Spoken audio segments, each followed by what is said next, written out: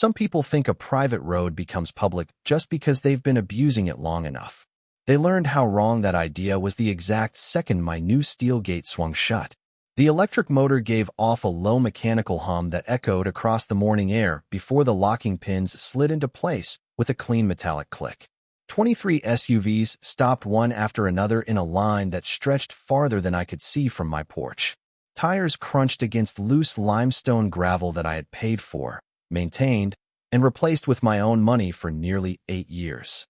Then I heard the voice I had expected long before sunrise. "Open this gate right now." Victoria Holloway shouted from the driver's seat of her oversized pearl-white luxury SUV. Even through the closed windows, I could hear the sharp edge in her voice. Her oversized designer sunglasses, bright floral jacket, expensive jewelry, and perfectly styled blonde hair made her look more prepared for a country club brunch than an argument over someone else's property. She climbed out, slammed the door hard enough to make her bracelets rattle, and marched toward my fence as though she already owned everything within sight. Behind her, dozens of impatient commuters leaned on their horns. The sound bounced off the oak trees lining my driveway until it blended into one constant wall of noise. Fresh-cut grass mixed with the smell of hot engine coolant drifting from idling vehicles baking beneath the Texas summer sun. My coffee was still warm in my hand. I took another sip before walking toward the gate. Victoria pointed directly at me with the confidence of someone who had never been told no. "You cannot block the community shortcut," she announced loudly enough for everyone to hear. "This road belongs to everyone now." I smiled without saying a word. The surveillance camera mounted above the entrance quietly tracked every movement while the small green recording light blinked beneath its weatherproof cover. None of the drivers noticed it. Victoria certainly didn't. She was too busy waving a folder stuffed with HOA notices she clearly believed carried more authority than an actual property deed. The funny thing about people who abuse power is that they eventually confuse confidence with ownership. They think repeating something often enough somehow transforms it into law. That belief had carried Victoria through 3 years as president of Willow Creek Ridge HOA. It had also brought her to the worst decision of her entire career. My name is Cole Harrison.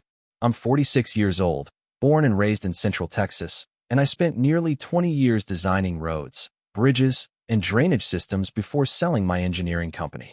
Most people celebrate retirement by buying a beach house. I bought 62 acres outside town because I wanted silence. No traffic, no neighbors cutting across my land, no endless meetings about mailbox colors and lawn decorations. Just one winding gravel road leading from the county highway to my front porch. I designed that road myself. Every drainage ditch, every culvert, every curve around the old live oaks existed for a reason. It wasn't simply a driveway. It was private infrastructure built entirely on private land. At least it had been until the subdivision next door started treating it like their personal morning shortcut. At first it was one delivery van, then 2 neighbors, then school traffic. Within months, hundreds of vehicles rolled across my road every week as if invisible permission had magically appeared overnight. Every fresh tire track carved deeper into the gravel reminded me that convenience has a strange way of convincing people they deserve something that was never theirs. I tried being polite. I installed signs. I replaced them after they disappeared. I added reflective markers. Someone removed those too. Then one afternoon, I drove home to discover a brand new green directional sign planted beside my entrance. It read, "Community Access." There wasn't a single word on it that was true.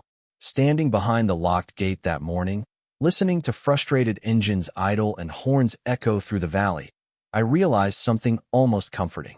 The argument wasn't really beginning here.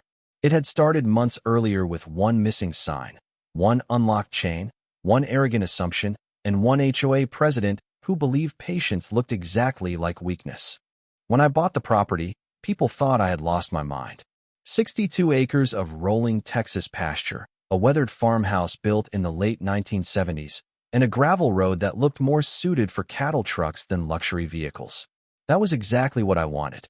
After 2 decades of designing highways, county bridges, and flood control systems across Texas, I had grown tired of traffic reports, construction deadlines, and conference rooms filled with people arguing over budgets instead of engineering. I wanted mornings that started with birds instead of brake lights. Every sunrise painted the eastern pasture in soft shades of orange while a light breeze carried the smell of cedar, fresh soil, and dew across the fields. White-tailed deer wandered near the tree line almost every morning, and the only sounds breaking the silence were distant cattle, wind brushing through oak branches, and the slow crunch of my boots against limestone gravel as I walked the property before breakfast. That gravel road became my favorite project after I retired. Most people saw a driveway. I saw years of planning hidden beneath every inch of compacted stone. The drainage pitched exactly 1.5% to keep heavy rain from washing away the surface. Each culvert sat at carefully measured elevations because I knew how quickly Texas storms could destroy poorly built access roads. Every load of crushed limestone came from the same local quarry. Every maintenance log sat inside a filing cabinet in my home office alongside survey maps, receipts, inspection photographs, and permits dating back years.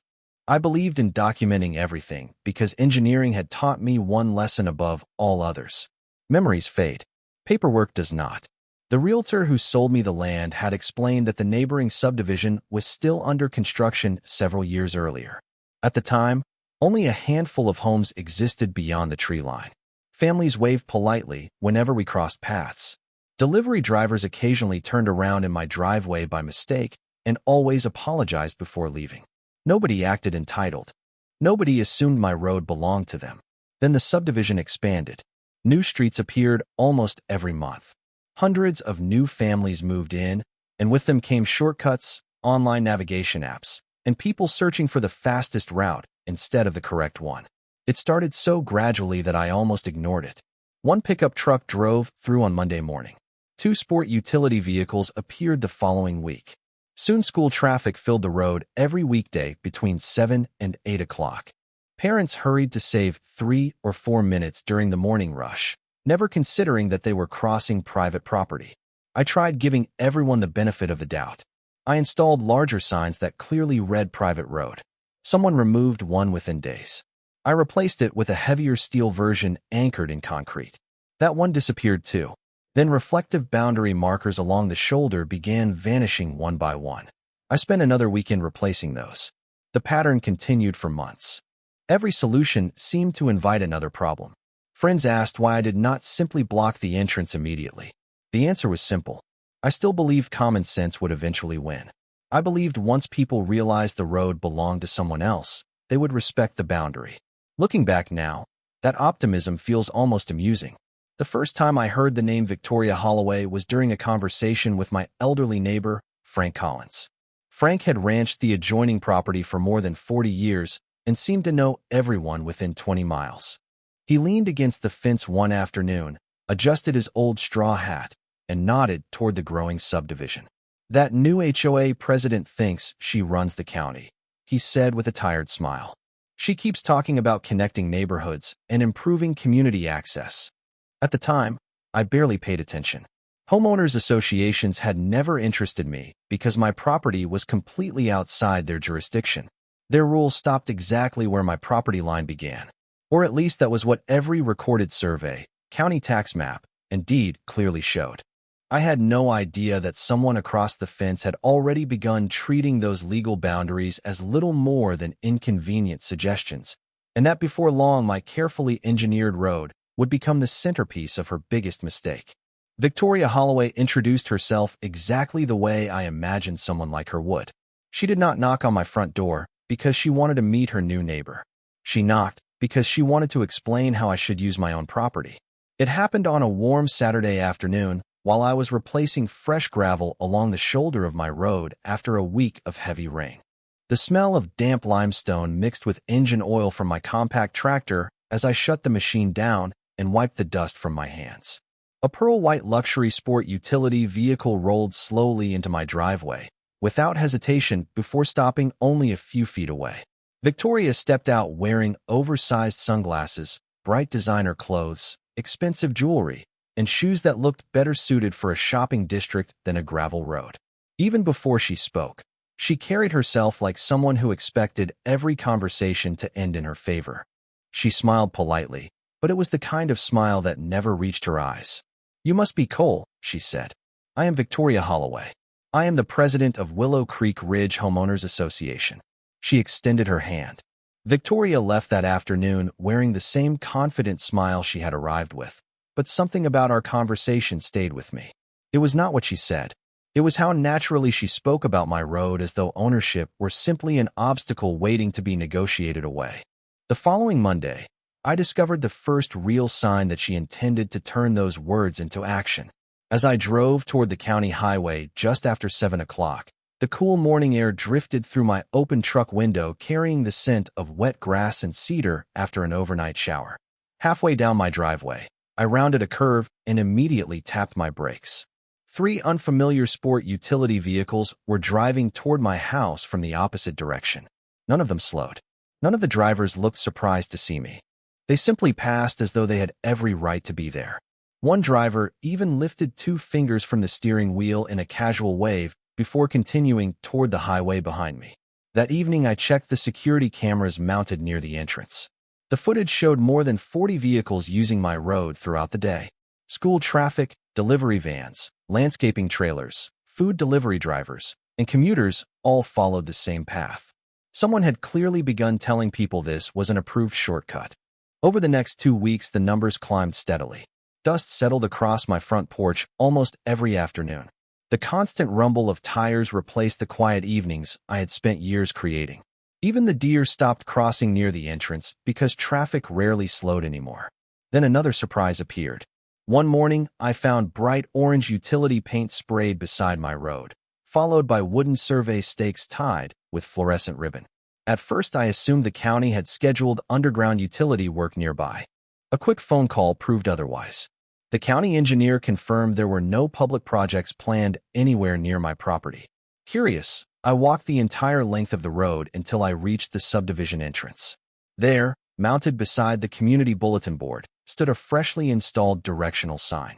White letters on a green background pointed straight toward my entrance and read, "Alternate community exit."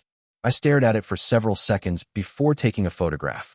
There was no county seal, no transportation department logo, no permit number, just a professionally manufactured sign encouraging hundreds of people to cross private land every day. Later that week, I attended one of the public Homeowners Association meetings simply to understand what was happening. Since the meeting was open to residents and neighboring property owners, I quietly took a seat near the back. The clubhouse smelled of fresh coffee and scented candles, while soft instrumental music played through ceiling speakers. Victoria stood confidently at the front of the room, wearing another colorful designer outfit, a sparkling necklace, and a smile that suggested every decision had already been made before the meeting began. A large map of the subdivision was projected behind her. My road appeared in bright yellow, connected to several neighborhood streets by a bold line labeled Future Community Access Route. She spoke enthusiastically about reducing congestion, shortening emergency response times, improving property values, and creating better connectivity between neighborhoods. Everyone nodded in agreement, because most of them had no reason to question the map. They assumed the route belonged to the community. Only I knew that every inch of that highlighted road sat entirely within my deeded property boundaries. When the presentation ended, I calmly introduced myself. The room became noticeably quieter. I explained that the highlighted road was privately owned and had never been dedicated for public use. Several homeowners looked genuinely surprised. Victoria did not. She simply smiled and replied that long-term community use often created practical expectations and that neighbors should cooperate for the greater good. The applause that followed came from people who believed they had just heard a reasonable compromise. As I walked back to my truck beneath the fading evening light, the cool breeze carried the distant sound of traffic rolling across my gravel road again. That was the moment I realized this was no longer a misunderstanding. It had become a carefully managed campaign to normalize something that had never been legal in the first place. The next month tested every ounce of patience I had built over a lifetime. I started by taking the reasonable path because I still believed facts mattered. I mailed Victoria a certified letter that included copies of my property survey, county tax records, and photographs showing the exact boundary markers surrounding the road. The letter politely requested that the Homeowners Association remove every sign directing traffic across my property and notify residents that the shortcut was private. A week later, the green return receipt arrived in my mailbox, proving someone had accepted the letter. The response came 3 days after that. Inside was a single page printed on expensive stationery. Victoria thanked me for my concerns before explaining that the community had established a practical reliance on the access route and intended to continue encouraging its use while exploring a long-term solution. She never disputed that I owned the road. She simply wrote as though ownership had become less important than convenience. I folded the letter, placed it in a binder, and labeled the tab Correspondence. The binder would become much thicker before this story was over. Traffic continued increasing every morning. By 6:45, headlights stretched from the subdivision entrance almost to my front pasture. Delivery trucks rattled across the cattle guard, rideshare drivers followed navigation apps through my entrance, and impatient commuters accelerated around every curve, throwing fresh limestone across the grass I had spent years maintaining. Fine gray dust settled over my porch furniture every afternoon. Even the black mailbox near the entrance developed a permanent pale coating that I had to wash every weekend. One Tuesday, I watched a moving truck squeeze past one of my oak trees so closely that it snapped several low branches.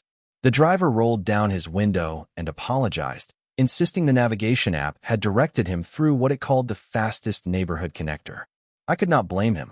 Someone had clearly worked hard to convince the digital world that my driveway belonged to everyone. I contacted the county transportation office to report the unauthorized directional sign. The employee who answered listened carefully, searched their records, and confirmed they had never approved such a sign. 2 inspectors visited a few days later, photographed it, and thanked me for bringing it to their attention. I thought the problem might finally begin resolving itself. Instead, the sign disappeared overnight, only to be replaced by temporary neighborhood markers placed farther inside the subdivision where county officials could not easily see them from the highway. Whoever organized the change understood exactly how to stay one step ahead without openly admitting responsibility. My next call was to the sheriff's office. A deputy met me at the entrance one quiet afternoon while cicadas buzzed in the trees and warm wind carried the scent of sun-baked cedar across the pasture. After reviewing my documents, he explained that because the issue involved repeated use of private property rather than an immediate criminal matter, it would likely require civil remedies unless someone damaged property or ignored a direct legal restriction. His explanation was professional, respectful, and completely honest. Before leaving, he suggested documenting everything. I almost smiled. Documentation was already becoming my second full-time job. Every evening, I exported security footage, recorded vehicle counts, photographed new tire tracks, and logged every conversation.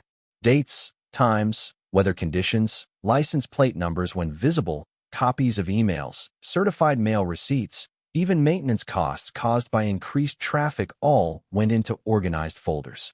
Victoria, meanwhile, grew bolder. During another Homeowners Association meeting, she announced that the shortcut demonstrated strong neighborhood cooperation and praised residents for embracing community spirit. Several homeowners applauded. They had no idea they were applauding the continued use of someone else's property.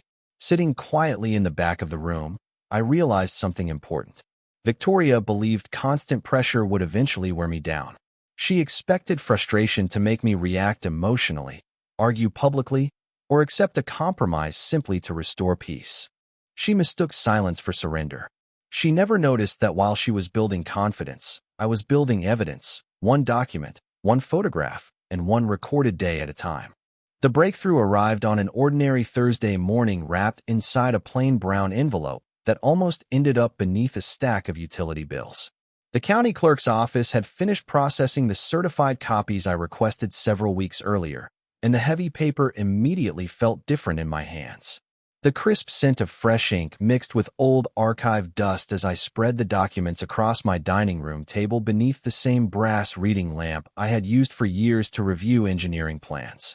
Outside, a gentle breeze stirred the oak leaves while another line of commuter traffic rolled across my gravel road, completely unaware that every passing vehicle was driving toward the turning point of this entire dispute.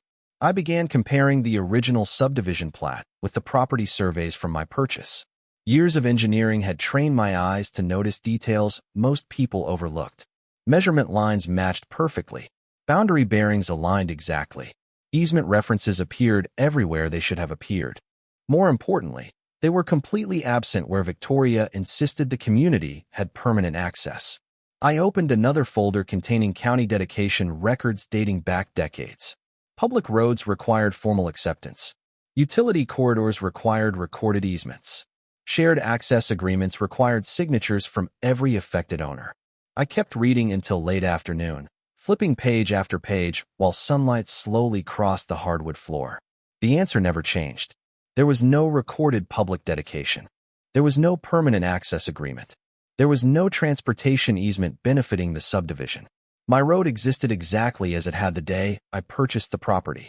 It was private from beginning to end. Still, I wanted absolute certainty before making another move.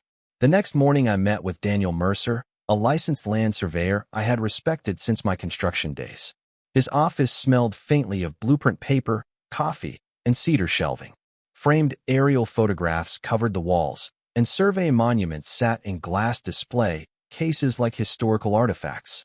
Daniel carefully reviewed every document without interruption. Every few minutes he adjusted his reading glasses and compared another legal description against the county maps displayed on his computer monitor. Nearly an hour passed before he leaned back in his chair and smiled. "Cole," he said calmly, "if someone claims they have a legal right to cross this road, that right is not in these records. If it existed, we would be looking straight at it." He printed enlarged survey maps showing every boundary monument, every bearing, every recorded easement, and every parcel surrounding my property. We even scheduled a field verification that same afternoon. Standing beneath the warm Texas sun, we walked the entire length of the road carrying professional survey equipment that clicked softly as measurements were confirmed one after another. The original iron boundary pins remained exactly where previous surveyors had placed them years earlier. Bright orange flags marked each point as Daniel verified the coordinates. Nothing had shifted. Nothing had been abandoned. Nothing supported the story Victoria continued repeating at every Homeowners Association meeting. Before leaving, Daniel handed me a signed survey certification and quietly added one sentence I never forgot. Ownership does not disappear because enough people become comfortable ignoring it. Driving home with the windows down, I noticed another small detail that suddenly made perfect sense. A digital navigation application directed two unfamiliar drivers onto my road before rerouting them back toward the subdivision exit after they reached my entrance. Someone had apparently submitted repeated mapping changes online, hoping technology would reinforce the illusion that my driveway served as a neighborhood connector. I photographed the screen, documented the incorrect route, and submitted a formal correction request through the mapping service that same evening. Then I opened the evidence binder that had grown thick enough to barely close. Survey maps, certified deeds, county correspondence, inspection notes, photographs, maintenance invoices, traffic logs, and recorded letters now filled hundreds of carefully organized pages. Looking across the stack, I realized I had quietly assembled something much more valuable than an argument. I had assembled a complete timeline supported by independent records instead of opinions.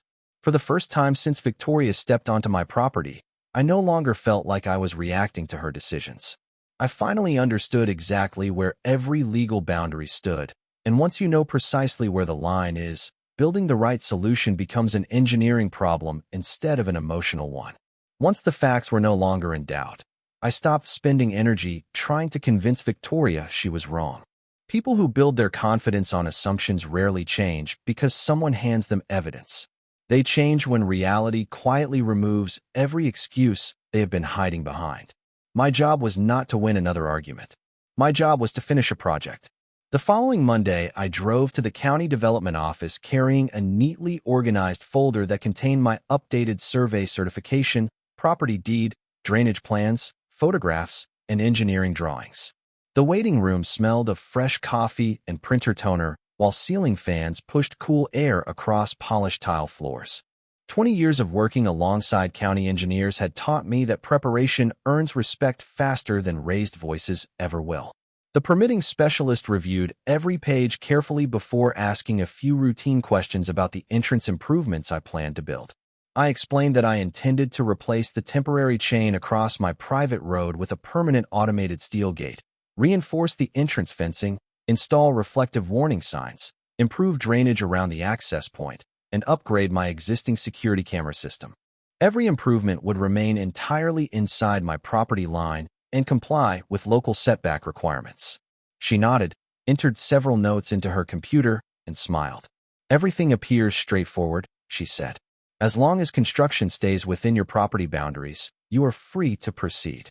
Hearing those words felt strangely satisfying because they were based on documented ownership rather than personal opinion. 3 days later, the permits were approved. I hired a local fabrication company owned by brothers I had worked with years earlier on bridge projects.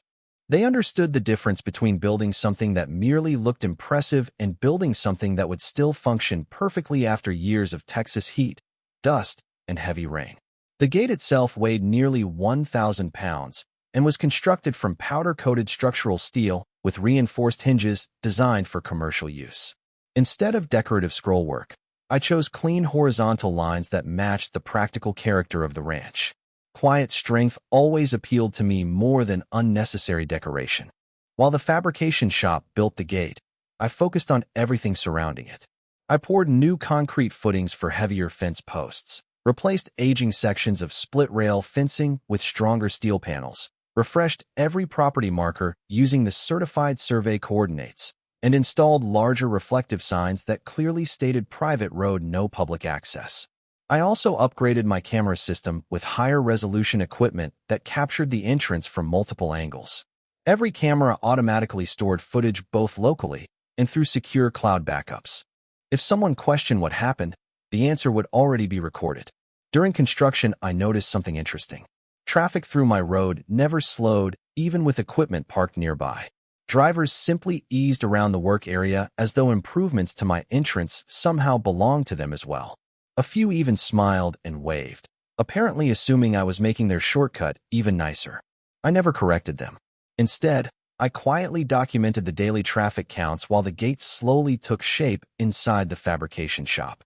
Meanwhile, Victoria appeared more confident than ever. Through neighbors outside the Homeowners Association, I learned she had announced another community meeting celebrating what she called improved neighborhood connectivity. She even hinted that permanent beautification projects near the entrance would soon begin. Hearing that almost made me laugh because less than a mile away my steel gate was receiving its final protective finish before delivery.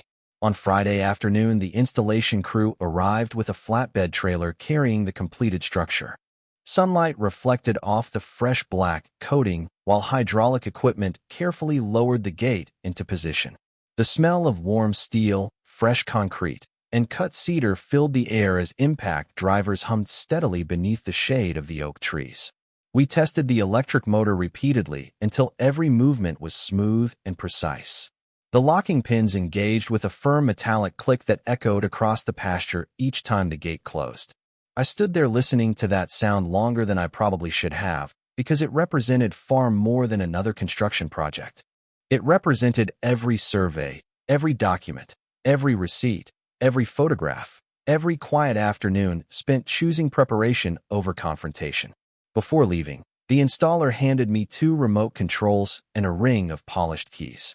I slipped one key into my pocket, locked the control panel, and watched the gate complete one final flawless cycle as the evening sun settled behind the trees.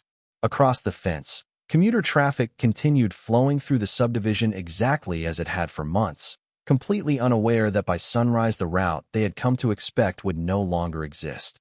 The gate had been standing for less than 12 hours when the first test arrived. Dawn spread slowly across the pasture, turning the limestone gravel pale gold while a cool breeze carried the smell of fresh cedar posts and curing concrete through the entrance. I stood on my porch with a mug of black coffee, listening to birds fill the quiet that had been missing for months. Then the familiar sound returned. 1 engine became 5. 5 became 20. Tires rolled confidently toward the entrance exactly as they had every weekday morning. Except this time they stopped. One after another, vehicles formed a line stretching back toward the subdivision. The electric motor remained silent until the final locking pins settled into place with the same crisp metallic click I had heard the night before. Nobody drove through. Nobody could. Within minutes, Victoria's pearl white luxury sport utility vehicle pulled to the front of the line. She climbed out wearing another bright designer outfit, oversized sunglasses, and enough jewelry to catch the early morning sunlight from 50 yards away. She walked directly toward the gate, stopped in front of the new steel panels, and stared at them as though refusing to believe they actually existed. "Open it," she called across the entrance. "You cannot suddenly close a community access road." I calmly walked down the driveway carrying a slim folder instead of raising my voice. Behind her, impatient commuters stepped out of their vehicles while others searched for alternate routes on their phones. The smell of warm engines drifted through the still morning air as dozens of people watched the conversation unfold. I handed Victoria a laminated copy of the updated survey showing the certified property boundaries together with a copy of the approved county permit for the entrance improvements. She barely glanced at the paperwork before handing it back. "Our residents have used this road for months," she replied confidently. "That gives the community rights." Before I could answer, another vehicle slowly entered the scene. It belonged to Daniel Mercer, the licensed surveyor who had verified every boundary marker only days earlier. He parked outside the entrance, stepped out carrying a rolled survey map, and greeted me with a friendly wave. He had agreed to meet that morning simply because I wanted an independent professional present if questions arose. Several curious homeowners gathered around while Daniel unrolled the large survey across the hood of his truck. Using the marked coordinates, he pointed toward the original iron monuments still visible beside the fence line. He explained in calm, straightforward language that the entrance, road, drainage ditches, and surrounding land all remained entirely within my deeded parcel. Every measurement matched the county records. Every marker remained undisturbed. There was no recorded public dedication across the property. The crowd grew noticeably quieter. Victoria tried changing the subject by insisting the neighborhood had relied on the shortcut long enough that removing it was unfair. Daniel simply shrugged. "Fairness and ownership are different conversations," he said. "My job is to identify property boundaries, and these boundaries are very clear." At almost the same moment, 2 county code compliance employees arrived in response to an earlier request I had submitted asking them to verify that the new entrance improvements complied with the approved permits. They inspected the gate, measured the setbacks, reviewed the permit documents, and confirmed everything matched the approved plans. One of them also noticed several temporary neighborhood direction markers still positioned inside the subdivision, encouraging drivers toward my entrance. After speaking briefly with Victoria, the employee reminded her that private access routes should not be represented as public connectors without proper authorization. Nobody argued. There was nothing left to argue about. Around us, drivers quietly began turning their vehicles around and following the official subdivision exit toward the county highway. Navigation applications slowly recalculated alternate routes while the long line of traffic disappeared one vehicle at a time. The entrance finally returned to silence except for the gentle rustle of oak leaves above the gate. Victoria stood motionless for several seconds before returning to her vehicle without another word. As she drove away, the security cameras mounted above the entrance continued recording every second, capturing not anger or confrontation, but something far more satisfying. They captured the exact moment assumptions finally collided with documented reality, and documented reality did not need to raise its voice to win. Over the next several weeks, something remarkable happened. Nothing. No endless line of commuter traffic outside my kitchen window. No delivery vans bouncing across my gravel road. No new neighborhood signs quietly appearing overnight. Every morning, I stepped onto my porch with a fresh cup of coffee and heard the sounds I had originally purchased 62 acres to enjoy. Wind moved gently through the live oaks. Meadowlarks called across the pasture. Gravel only crunched beneath my own truck when I decided to leave the property. Silence had returned, and after months of unnecessary conflict, I realized silence can be one of the most satisfying victories a person will ever experience. The county eventually confirmed that the entrance improvements complied with every applicable requirement, and the incorrect navigation data that had been directing drivers across my property was gradually corrected. Within another month, traffic had shifted entirely back to the subdivision's official entrance. Most of the homeowners never contacted me again, and honestly, I preferred it that way. A few neighbors did stop by to apologize after learning the full story. They admitted they had simply followed the signs and trusted what they had been told. I appreciated their honesty because most misunderstandings begin with assumptions rather than bad intentions. As for Victoria Holloway, her confidence slowly faded once the facts became impossible to ignore. During the next Homeowners Association meeting, the proposed community access project quietly disappeared from the agenda. The temporary direction markers were removed, and conversations about expanding through neighboring private property suddenly stopped. I did not celebrate her embarrassment because that had never been my goal. My goal had always been much simpler. I wanted the same thing I wanted the day I bought this land: to enjoy my own property without someone else deciding how it should be used. Looking back, the gate was never really the hero of this story.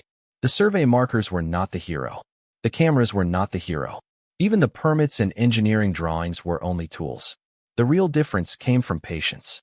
Every photograph, every certified letter, every maintenance receipt, every survey, every recorded conversation, and every quiet afternoon spent choosing preparation over anger eventually fit together like pieces of a blueprint.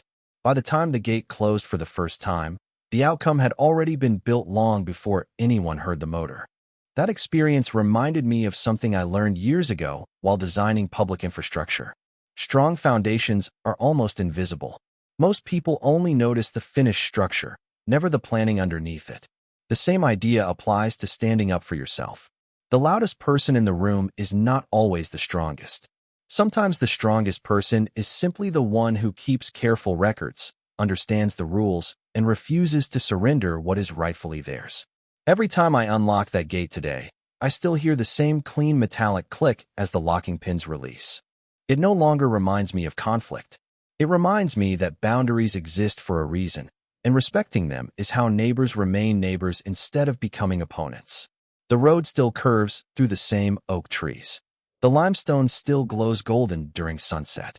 The deer have returned to crossing near the entrance in the evenings, completely unaware that they have become my favorite sign that peace has finally returned. Justice did not arrive with shouting, revenge, or dramatic speeches.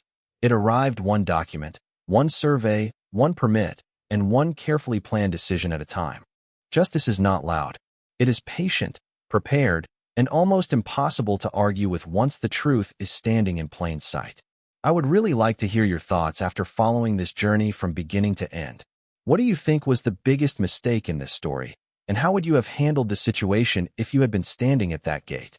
Share your perspective in the comments, because I genuinely enjoy reading the different experiences and opinions from people across the country.